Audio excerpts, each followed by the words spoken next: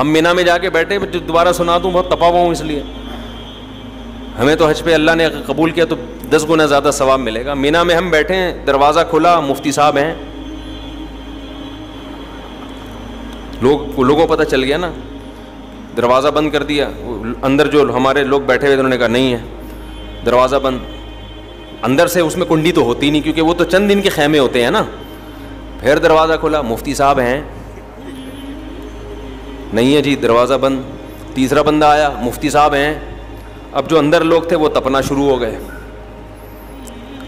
چوتھا بندہ آیا, مفتی صاحب ہیں, کہہ رہے بھائی آپ کیوں کسی کی پرائیویسی میں دخل اندازی کر رہے ہو, آپ کیوں دروازہ کھول رہے ہیں بھائی, میں دبکا ہوا چھپا ہوا گھسا ہوا ہوں پیچھے. اب یہ ڈانٹنا شروع ان لوگوں نے. پھر پانچواں آیا, مفتی صاحب ہیں, بھائی آپ کیوں کمرے میں آپ بغیر اجازت کے دروازہ کھول کے پوچھ رہے ہیں, یہ ہمارا کمرہ ہے, ہم یہاں بیٹھے ہیں. اچھا انکل سوری, معذرت چاہتا ہوں. چھٹا آیا, مفتی صاحب ہیں. ساتواں اندر گھس گیا, 2 بندے اندر بستر پھلانگتے ہوئے, مفتی صاحب ہیں. اب یہاں لڑائی شروع, گیٹ آؤٹ, نکل جاؤ یہاں سے, آپ کسی کے کمرے میں کیوں بغیر اجازت گھس رہے ہو, انکل سوری. پھر وہ گئے, پھر اگلا آیا, مفتی صاحب ہیں. میں نے کہا ان سے کہو مفتی صاحب کا انتقال ہو گیا ہے. حقیقت میں نے یہ بولا وہ مرحوم ہو گیا.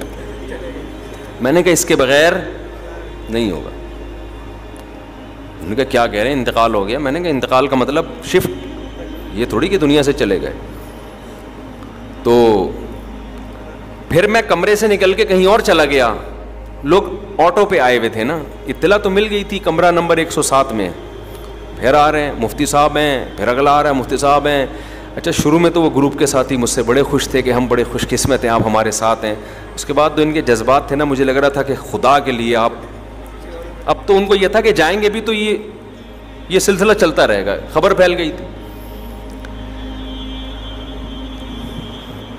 تو میں نے لوگوں سے پوچھتا ہوں بھائی امریکہ میں, کینیڈا میں, یو کے میں مشہور لوگوں کے ساتھ لوگ کیا کرتے ہیں, تو لوگ کہتے ہیں وہاں کوئی بھی مشہور کہیں بھی بیٹھا ہوا ہو تو کوئی بھی اس کو تنگ نہیں کرتا, وہاں یہ رواج ہے. تو تھوڑی سی تمیز ہمیں انگریزوں سے سیکھ لینی چاہیے. کیا خیال ہے بھائی؟ لوگ تو محبت میں کر رہے ہیں, ان کو ڈانٹ بھی نہیں سکتے کہ یار بیچارہ عقیدت میں آیا ہے, کچھ بھی نہیں. انہوں نے مجھے کہا آپ کا حوصلہ ہے مفتی صاحب, آپ کیسے برداشت کرتے ہو؟ میں نے کہا مجبوراً برداشت کرنا پڑتا ہے, محبت میں آ رہا ہے بیچارہ, عقیدت میں آ رہا ہے, میں کیسے ڈانٹ دوں اس کو یار, وہ کیا دماغ لے کے جائے گا. اب یہی ہے کہ کبھی ادھر سے نکل کے منہ پہ, احرام میں تو منہ پہ چادر بھی نہیں ڈال سکتے نا. میں نے کہا اگر میں احرام میں نہ ہوتا برقع پہن کے گھومتا میں پھر یہاں. احرام میں مجبوری ہے, منہ نہیں چھپا سکتے آپ احرام میں.